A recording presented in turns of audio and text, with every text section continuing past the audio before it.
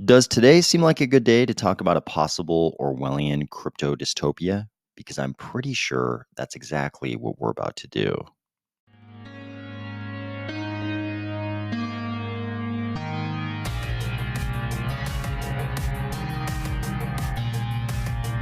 If you feel like that guy in the thumbnail is exactly the kind of crypto bro who would gladly orb himself in order to get his hands on some tokens of highly dubious value, or if you're finding value in these videos, please consider delegating to the Army of Spies stake pool, ticker AOS. Earlier this week, I jokingly made this meme. And at the time I made it, I thought it was just a representation of the perception people have of Worldcoin. But then I started looking at Worldcoin and I realized that this is actually basically seems to be correct. So this is our favorite. If you're just listening, this is a picture of our favorite super sketchy looking deal maker guy doing the power fingers pose, saying that you will receive your retinal scan, or he will receive your retinal scan in his feudal tech lord fiefdom forever, while you will receive something undefined, something indefinite. And actually, after reviewing a little bit of the Worldcoin literature, as near as I can tell, this is kind of what's going on. But before we get to what is actually happening to your iris scan, of course, here I said retinal, but we're going to talk specifically about an iris scan. Before we get to that, let's talk about what Worldcoin says they're doing. If we go to Worldcoin's documentation, we see things like this. Introducing Worldcoin. If successful, Worldcoin could considerably increase economic opportunity, scale a reliable solution for distinguishing humans from AI online, while preserving privacy, enable global democratic processes, and show a potential path to AI-funded UBI.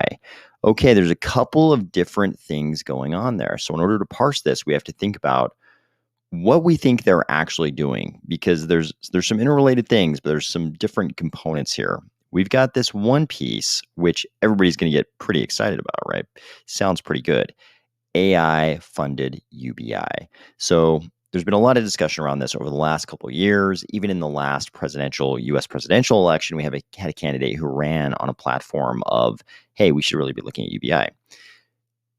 This adds a different wrinkle to it. It's like, hey, the big problem with UBI is always, how would you fund it? How do you make it work? How does it work economically?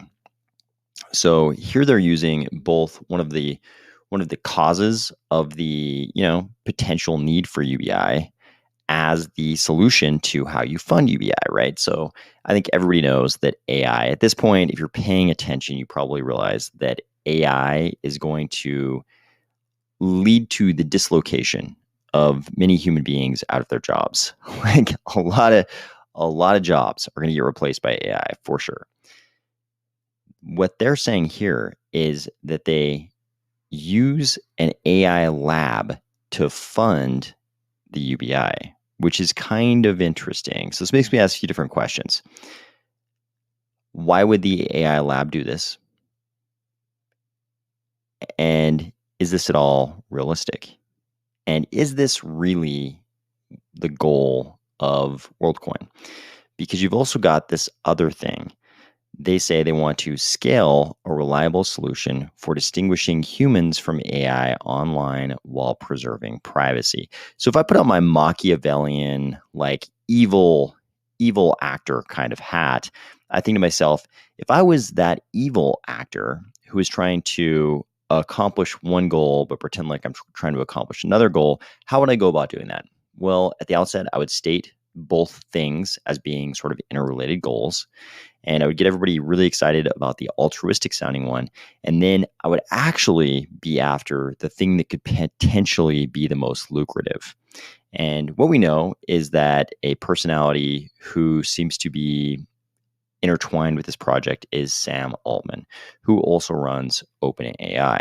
So that makes you kind of hopeful, because you're like, oh, AI funded UBI. Are they saying they're going to divert some of the profits from OpenAI to this UBI via Worldcoin? Because that sounds great. Or if I have my evil actor hat on, is that just the bait dangled in front of us? Like, hey, here's this really awesome altruistic sounding goal. Wouldn't it be great if this happened? But really, what happens, and this is just a scenario, a possible scenario I'm laying out here, if I have my evil person hat on, is that you get everybody to give you their biometric data in the hopes that they can live out the crypto bro dream, where valuable crypto just kind of comes to you every week, for nothing, for free. You don't have to do a thing. You just give them your biometric data and free crypto comes to you for life, and it's valuable, and you can basically pay all of your costs with this crypto. I'm not saying that that's what Worldcoin is saying is going to happen. I'm just saying that's the crypto bro dream. I think all of us would be very happy to, do our recreational activities all day if we just magically got paid some kind of universal basic income.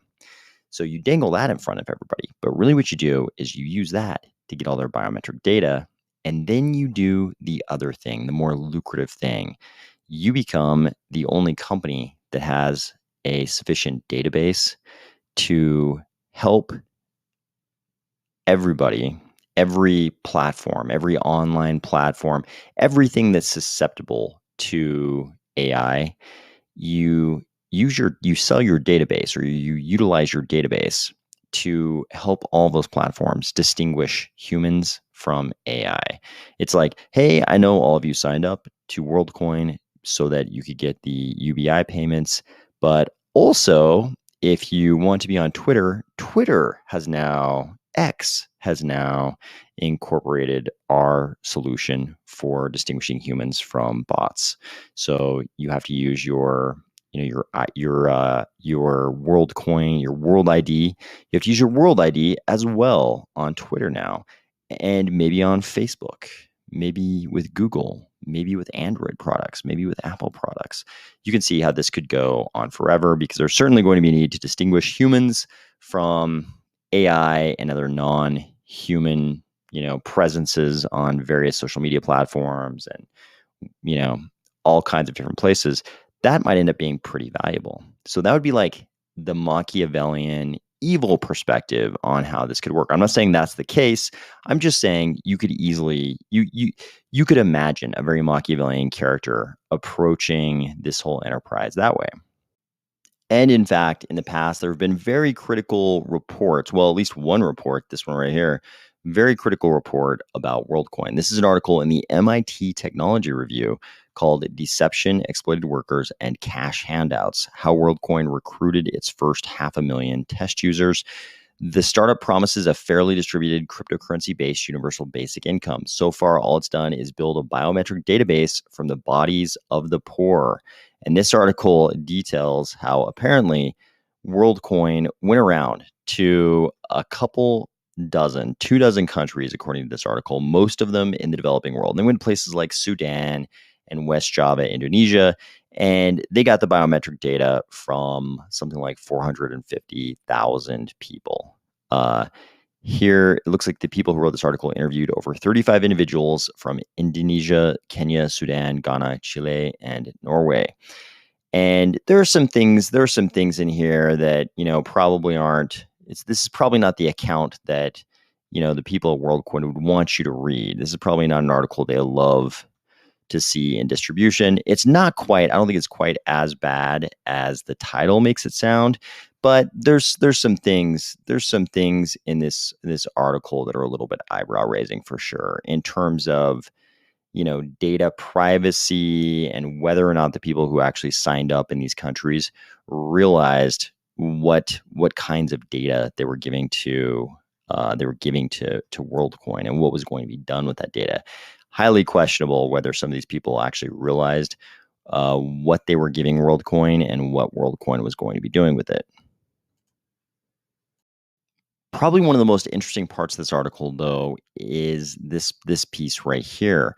So this paragraph says, others took issue with the company's purported focus on fairness, given that 20% of the coins had already been allocated, 10% to WorldCoin's full-time employees, and another 10% to investors like Andreessen Horowitz. Enter A16Z.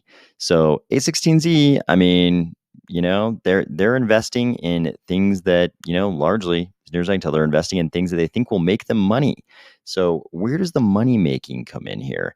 If the whole goal of the company is just to create, this AI driven UBI for the world, how is Andreessen Horowitz going to make money on that?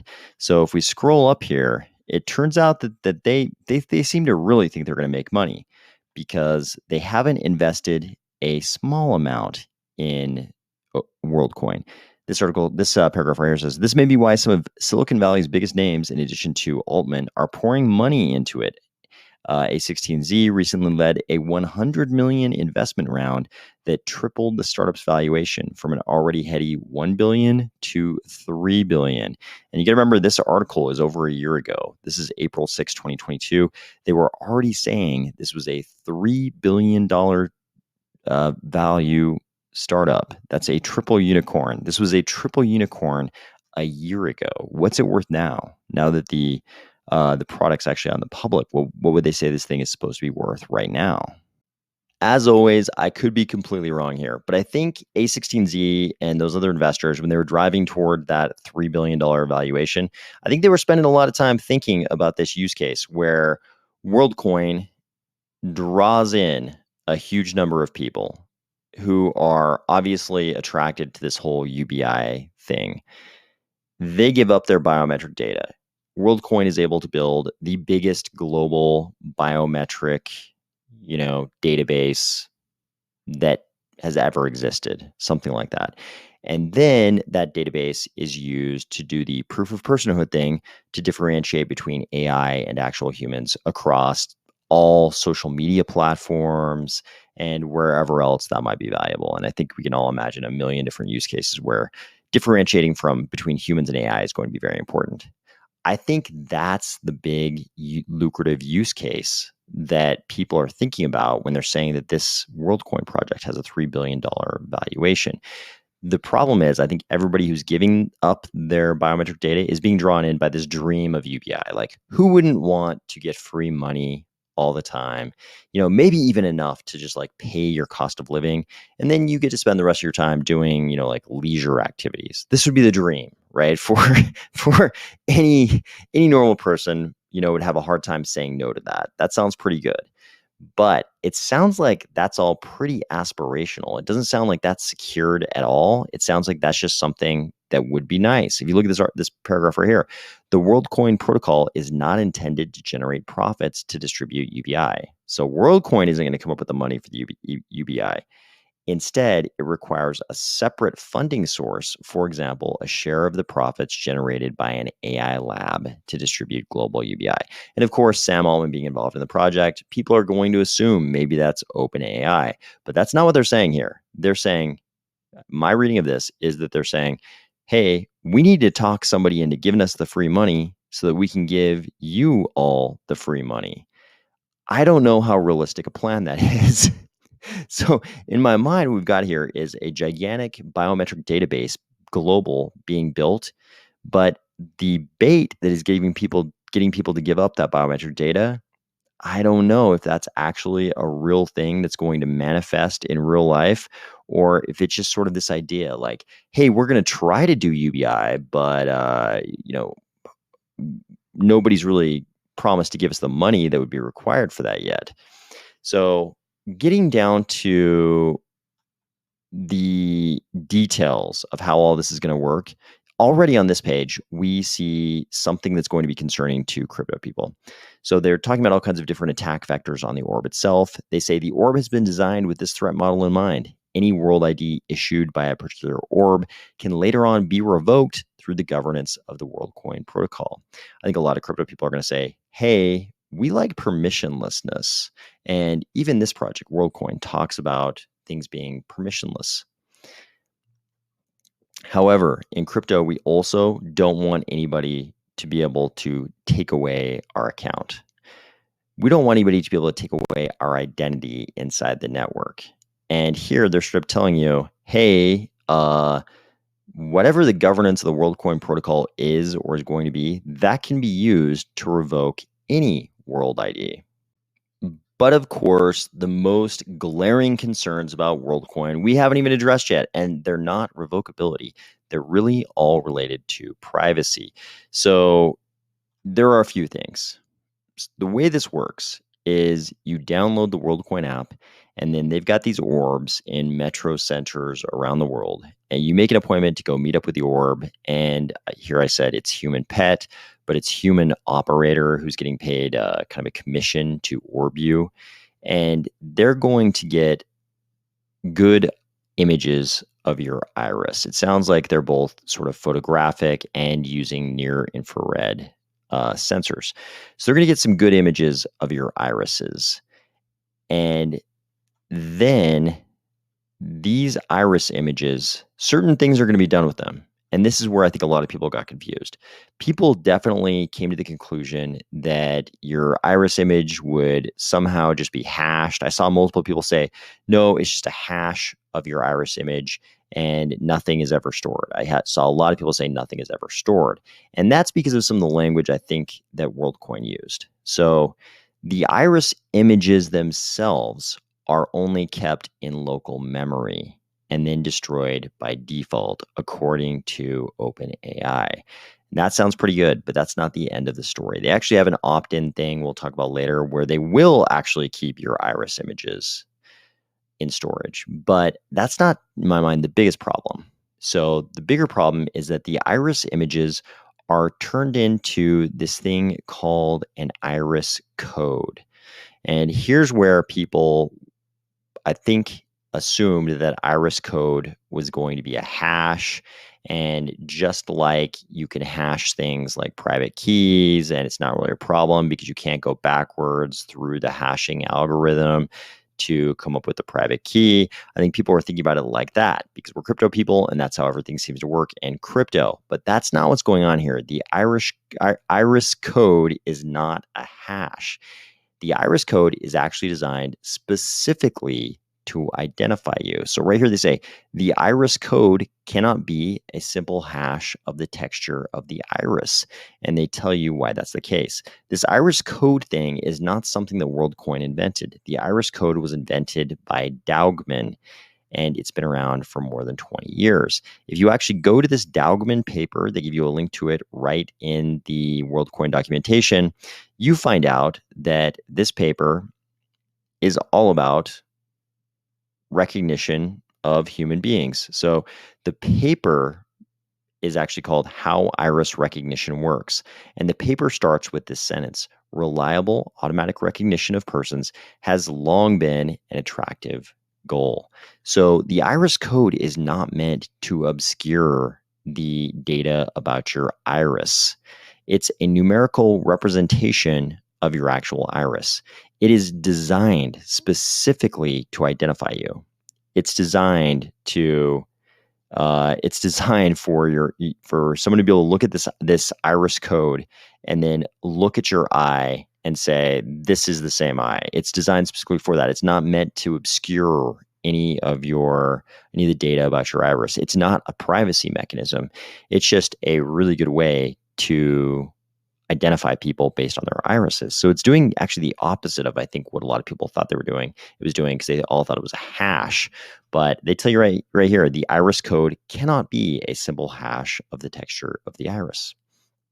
So the next thing is, okay, but what are they doing with these iris codes? Like, surely if it can be used directly to identify you, they're not storing it, right? And they're definitely not storing it in a database because that definitely cuts against the whole crypto thing. Just the sound of it, like, hey, we're going to store your private identifying information in a database. That's not a very crypto thing. But here's what they say about it. If all conditions are met, the uniqueness service submits a request to include the user's identity commitment in the list of verified commitments. That part lives in a smart contract on chain, the identity commitment. But to prevent duplicate signups, the iris code itself is stored in a database containing all the iris codes, I assume, all the iris codes previously seen and identity commitments. So you've got a database with all of the iris codes, which we've already said are a direct representation of your iris, and they're throwing those all in a database. And then when somebody new signs up, because this is really a Sybil control mechanism, when somebody new signs up, they want to make sure that this is a brand new person who hasn't signed up before, because they don't want somebody to sign up with multiple accounts and be collecting multiple UBI payments, theoretically, if the UBI ever happens. So they have to be able to compare those new iris codes with all the iris codes of all the people who've ever signed up before. So information that can identify you is going to be stored in a database kind of forever. And that's why this turned out to be correct, because your iris scan will really be in this guy's feudal tech lord fiefdom forever. And I think that's why this company is valued at $3 billion, because the valuable part, just like what we all know about social media, the product is really you. It seems like this is another case of the product is you. Everybody thinks the product here is UBI. I think that $3 billion valuation is more a valuation about the product being you and this biometric library that they're going to have. The biggest biometric database in the world, maybe, if they're successful, is going to be so valuable. So it turns out, even beyond all that, they will actually also save your iris if you opt into it. They say there is an opt-in service where they will store your actual iris image for training to improve security and inclusivity. I don't know how everybody's going to feel about that, but do know if you opt in, they're going to be using your iris for training to improve security and inclusivity. I think all those words together are going to freak a lot of people out if they actually read them. But a lot of people won't actually read them. They're just going to hear free crypto, and they're going to go and get their iris scanned. So is this all going to be some kind of a giant dystopian thing? Here we see what's purported to be a list of Worldcoin investors. And we have, the aforementioned A16Z. We've got Sam Bankman-Fried. We've got Three Arrows Capital. Just those two investors being on your list, that hasn't been the mark of good luck lately in crypto. Is this going to be some kind of Orwellian dystopia where, they say they're not going to sell any of your data, but eventually, the way it all just sort of works out, they do strike some kind of deal with like the social media platforms. And it turns out that, the only practical way to use those social media platforms is by getting orbed. And, that being part of your identity on those social media platforms so they can distinguish you from AI. I mean, I could see something like that happening over the course of 5 years. And that wouldn't even involve Worldcoin, having to break any promises about not selling your data, because they could just, strike that deal with X and Facebook and Instagram and TikTok. And then they could come to you as the user and say, hey, we're not going to sell your data. We haven't given your data to anybody. However, X and Twitter and all these social media platforms, they're all integrating parts of our system. And if you want to, you'll have a really enhanced experience on the social media platforms if you opt in and let us, let us use your basically your biometric data as proof of personhood on those platforms. I could see something like that happening, and that would make the $3 billion valuation make a lot more sense. So I kind of wonder if this is a situation where the whole UBI use case, which sounds great, and who knows, maybe it could happen, but it sounds like maybe that UBI use case is kind of the vaporware here, and the real thing is just building this gigantic biometric database and then using that for proof of personhood on all the social media platforms. Like I said, I don't know. I could be completely wrong here, but I get really skeptical when somebody seems to be a little bit too altruistic, when they seem to have, no pecuniary motives. And then you see, oh, actually, we did give 20% of the coins to ourselves. Oh, we also had these giant funding rounds with these big VCs. You kind of start to wonder, like, VCs aren't known to be super altruistic all the time. They usually have pecuniary motives. They're usually trying to make some money. So it makes me wonder if the real purpose of this project isn't quite what's getting people to sign up. It's actually that other thing. I hope you're having a great week, and I'll talk to you soon.